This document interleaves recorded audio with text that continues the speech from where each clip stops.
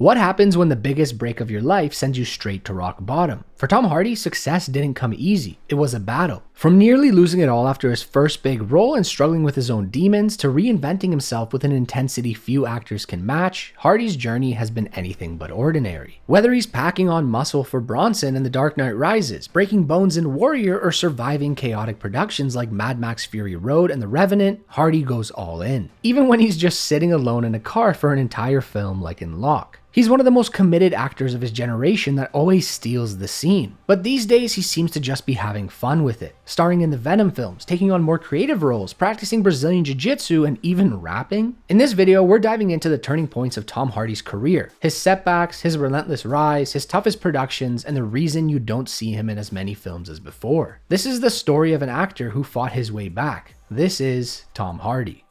Tom Hardy didn't start out knowing exactly what he wanted to do. Born in London in 1977 to an artist mother and a novelist father, it's no surprise he ended up in the creative profession. But his path wasn't straightforward. In 1998, at the age of 21, he landed a modeling contract after winning the Big Breakfast's Find Me a Supermodel competition. And in 1999, he even released a hip-hop mixtape called Falling on Your Arse with his friends under the rapper name Tommy Number 1. And he raps all throughout it. Ride on a mule, will they be driving fast in their fast cars and their rocket fuel, and it's not cool to make a man drool. But modeling and music weren't enough. Hardy finally committed to his third passion, acting, and joined Drama Centre London until he got his first real break. In 2001, he debuted on screen in Band of Brothers, the iconic HBO miniseries that follows an elite company of soldiers through World War II. To this day, it's still one of the best series out there. The cast was stacked with many future stars appearing like Michael Fassbender, James McAvoy, and Simon Pegg, and of course, Tom Hardy. He then had a small part in Ridley Scott's Black Hawk Down that same year, then a bigger role in 2002's Deserter. His roles so far were either very minor or unknown, but his big chance came the next year when the Star Trek Nemesis director Stuart Baird needed an unknown actor to play the film's villain, Shinzon. And Hardy was cast as the Romulan political leader going head-to-head with Patrick Stewart's Picard. Behind the scenes though, Hardy struggled. He dealt with alcohol and drug issues for years along with long battles of depression, and this was all present during his time on Star Trek. Patrick Stewart later described his experience working with Hardy, calling him an odd, solitary young man who wouldn't engage with any of them on a social level. Never said good morning, never said good night, and spent the hours he wasn't needed on set in his trailer with his girlfriend.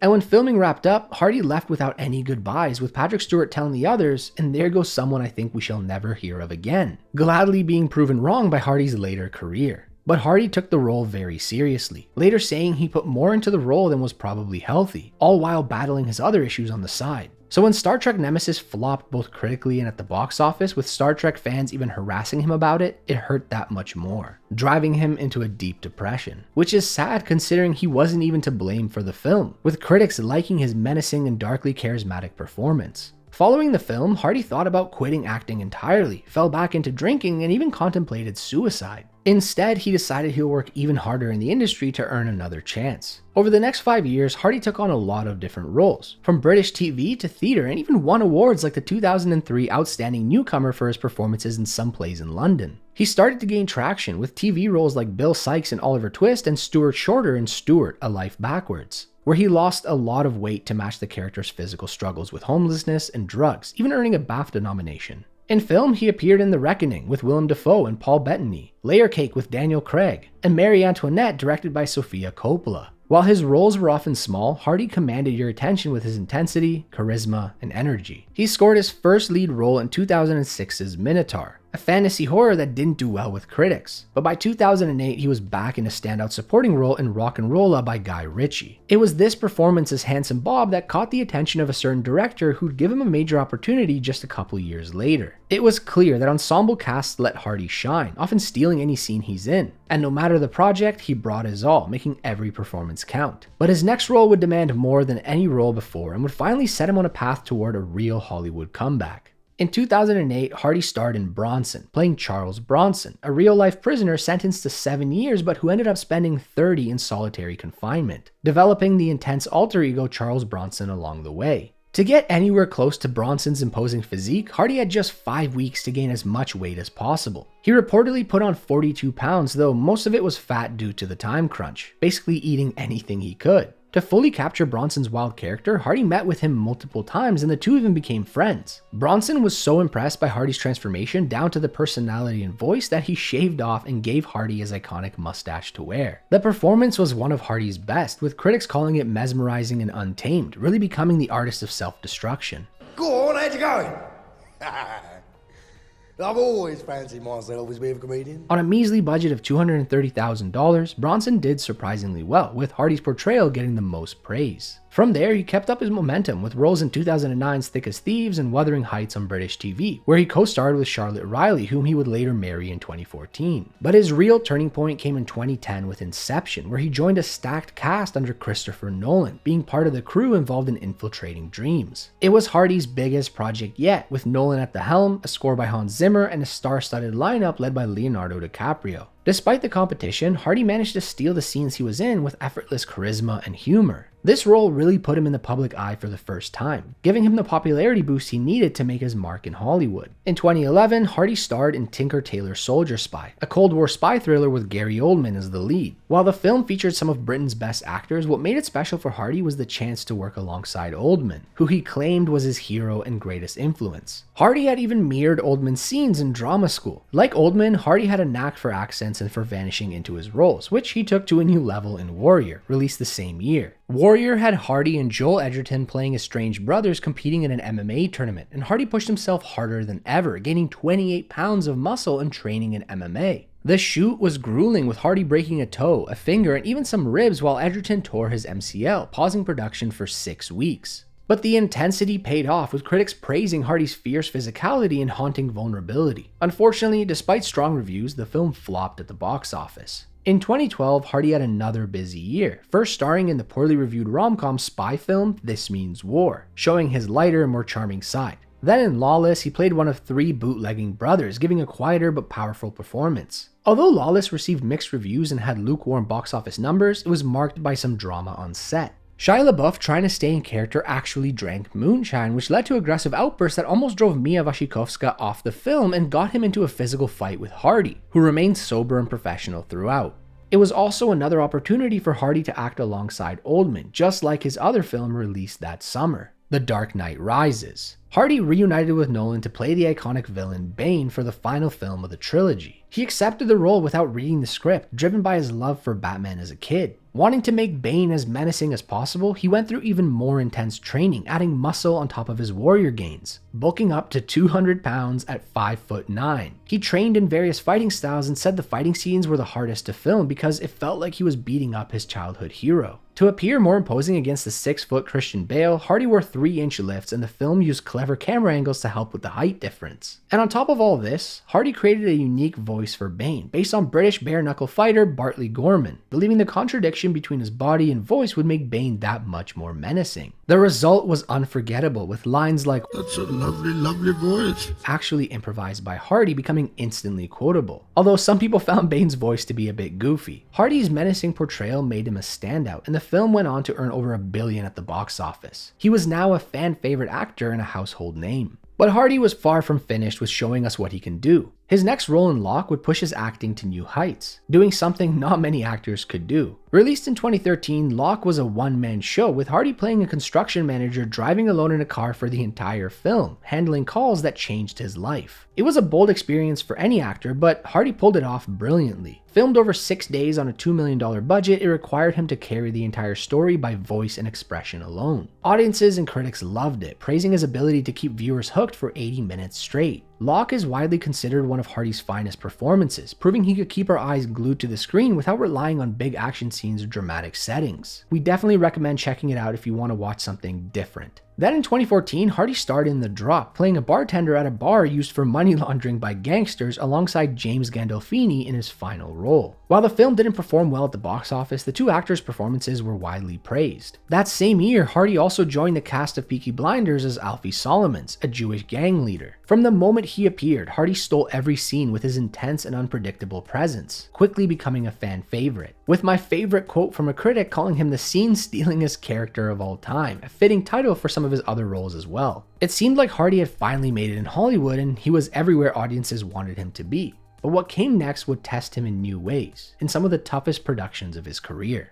In 2015, Tom Hardy starred in 5 films, marking it the busiest and arguably the most intense year of his career. Out of these, 3 roles pushed him to his limits, and 2 of them are some of the hardest film productions of the century. Starting with Mad Max Fury Road, a favorite here at Filmstack, Hardy took on the role of Max Rokitansky in George Miller's apocalyptic film. Filming began back in 2012 in the deserts of Namibia, where the entire movie, essentially one giant minimal CGI chase scene, involved 150 specially built vehicles and over 150 stunt performers. The brutal 6-month shoot tested everyone involved, including Hardy, who struggled with the harsh setting and Miller's vision due to the lack of dialogue in the film. This led to Hardy getting frustrated on set often, frequently clashing with the director. But once he saw the final product, he was in awe and publicly apologized to Miller at the Cannes premiere. His relationship with co-star Charlize Theron was even more heated. Their characters clashed both on and off screen, with many crew members accounting how obvious it was that they hated each other. Hardy often came late to set, maybe just to get on Theron's nerves. One notorious example recalled by a crew member was when Theron was waiting in the war rig on time at 8 AM, knowing Hardy wouldn't show up for a while. When he eventually showed up 3 hours late, she erupted, calling for fines for every minute wasted. This confrontation between the two made Theron request a bodyguard for the remainder of the shoot, feeling threatened by Hardy. Miller, however, saw their tension as a mirror of their characters' journey, with both actors eventually reaching a truce by the end. You could say Theron also got a bit of payback by accidentally breaking Hardy's nose during a fight scene. Despite these challenges, Fury Road was a masterpiece, winning 6 Oscars and performing okay enough at the box office. Hardy's portrayal was gritty and raw, showing the emotions of a man with a tortured soul. He signed on for 3 more Mad Max films, which never ended up happening. From the African deserts, Hardy then moved to the freezing wilderness of Canada for The Revenant, directed by Alejandro G. Inarritu. This film follows an 1820s fur trapper played by Leonardo DiCaprio who seeks vengeance against Hardy's character, a ruthless crew member who left him for dead. Hardy, who famously doesn't read scripts, was urged by DiCaprio to make an exception for this one, which helped him accept the role. The 80-day shoot stretched by months, and the cast and crew faced negative 25 degrees Celsius temperatures while filming only in natural light. The locations were so remote that getting to set each day wasted nearly half their shooting hours, adding to the frustration, along with equipment breaking from the freezing temperatures. Crew members constantly quit or were fired, and both Hardy and DiCaprio were put through physical extremes, leading to frequent clashes with Hardy and Inarritu. It got to the point where Inarritu allowed Hardy to choke him out to relieve his frustration, with the photo of the moment being printed on t-shirts and gifted by Hardy to the crew. The lengthy shoot even forced Hardy to drop out of Suicide Squad, where he was supposed to play Rick Flag. Despite all this, Hardy delivered one of his best performances, a survival-driven primal force of a villain. It earned him an Oscar for Best Supporting Actor, which DiCaprio actually bet that Hardy would be nominated after Hardy had many doubts himself. And DiCaprio finally won his long-awaited Oscar for the film, but in many ways, Hardy's raw, terrifying portrayal was just as impressive. Your little boyfriend running around, you don't know if he's still alive yet. That what you want to know? I'll tell you why, it's because you ain't a man yet. The Revenant was a huge success, earning critical praise and massive box office returns, justifying the high production costs that ballooned from its troubled production. Hardy's other 3 films in 2015 weren't as physically demanding, but Legends still brought its own set of challenges. Here, Hardy played both Cray twins, notorious 1960s gangsters with distinct personalities. The calm, business-savvy Reggie and the volatile, openly violent Ronnie. This dual role required Hardy to get into different mindsets on the same day, with many scenes having both brothers together. He first filmed scenes as one twin while listening to recorded dialogue from the other via earpiece, then switched to play the other. Despite a relatively short 35-day shoot, Hardy sustained a serious ankle injury during a fight scene. And the film's reception was mixed, with box office numbers and reviews only lukewarm, though Hardy's masterclass in duality was widely praised as a standout in the film. His remaining roles in 2015 included a supporting role in London Road and the box office bomb Child 44, in which he reunited with Gary Oldman. But overall, 2015 was Hardy's year, filled with career-defining performances, including in one of the best action films of the century. To top it all off, he was rewarded British Actor of the Year for his work across these roles. But the relentless productions and his packed schedule these last few years took a toll on him, setting Hardy on a path toward fewer, more creative roles in the future. Since 2015, Hardy has only taken on 6 more films, half of them being the Venom trilogy. But while his film output has slowed down a little, his involvement has deepened as Hardy became a more hands-on person behind the scenes. He reunited with Christopher Nolan in 2017 for Dunkirk, portraying a pilot during the World War II evacuation in France. Once again, Nolan put a mask on Hardy for nearly the entire film. You just can't keep these masks off him. Despite the limited screen time, Hardy's performance, expressed almost entirely through his eyes, earned him high praise and the film went on to be a massive hit. But Hardy's biggest project that year was on television. He co-created, produced, and starred in Taboo, a gritty series he developed alongside his father and Locke director Stephen Knight. The show follows Hardy as a mysterious man returning to 19th century London to claim his inheritance. With its atmospheric storytelling and slow burn tension, Taboo became a fan favorite. Hardy's intense portrayal drew attention, proving his presence could elevate a series even with mixed reviews. And although it was renewed for a second season, Taboo has been in development limbo ever since. Just as in his early years, Hardy's recent work has been all over the map, both in his projects and his hobbies. In 2018, he joined Sony's Spider-Man universe as both Eddie Brock and Venom in Venom, taking on the role partly because his son was a huge fan, saying, "I wanted to do something my son could watch. So I did something where I bite people's heads off." It might seem like a lighthearted role, but Hardy took it seriously, even working as an executive producer. He trained extensively in various martial arts and collaborated with the screenwriter to shape Brock's dialogue, creating memorable scenes like his improvised dip into the lobster tank. They were originally going to motion capture him as Venom, but it didn't work because of Venom's height, deciding to go full CGI with it instead. And he used the same technique he used in Legend, recording Venom's voice in advance and listening to it in an earpiece for his scenes as Eddie. Although Venom received terrible reviews, it was a box office smash, greenlighting a sequel, Venom Let There Be Carnage, for 2021. For this film, Hardy took on even more creative control this time, contributing to the storyline and earning his first story credit. The sequel did well, with audiences noting how much fun Hardy seemed to be having in the role. And in 2024, Venom: The Last Dance hit theaters, with Hardy again at the helm as both producer and story contributor. Despite similar mixed reviews, it's shaping up to be another box office success internationally, a testament to Hardy's skill in making the character his own. And I feel these Venom films aged well over the years because of the other films Sony has been releasing in the Spider-Man universe. In between these Venom films, Hardy still explored other types of roles. In 2020, he starred as Al Capone in Capone, a dark portrayal of the crime boss in his final years. Reception was mixed, with some critics calling out his mumbly method showboat performance, while others saw it as the film's saving grace. And then Hardy returned to form in 2024's The Bike Riders, a gritty look at the 1960s motorcycle club where he starred alongside Austin Butler and Jodie Comer. Although the film had a modest box office run, Hardy's performance won acclaim. In an interview for The Bike Riders, he revealed that his approach to acting has shifted over the years. The younger Hardy might have thrown himself into every role to the extreme, but now he values aligning his performance with the director and the story. Years of grueling shoots had taken a toll, and Hardy's now focused on finding joy in each role, whether big or small. But Hardy remains a passionate person off-screen too. He's pursued Brazilian jiu-jitsu, which he trained for certain roles, and now competes publicly, even serving as an ambassador for a BJJ charity foundation. And he hasn't forgotten his rap roots either. He made an appearance as Frankie Pulitzer on Czarface's 2022 album. Tom Hardy's journey reminds us that a true comeback doesn't just happen on screen, it's often won behind the scenes, in battles we don't see. Where some actors might have given up after their first major flop, Hardy fought harder, building a career filled with standout roles and transformative performances. He pushed himself to the limits for some of cinema's most challenging productions and captivated us even in his less acclaimed films. Whether he's diving into a role or just enjoying the ride, Hardy has proven he's an actor who doesn't back down. It'll be interesting to see where his career goes from here, with his sights set on passion projects and more creative roles. So there you have it. Tom Hardy's fight to break into Hollywood and his career's highs and lows, so far at least. What are your favorite Tom Hardy films? Share your thoughts below. If you enjoyed the video, drop a like and subscribe, and check out our Patreon for some cool perks. But until next time, have a good one.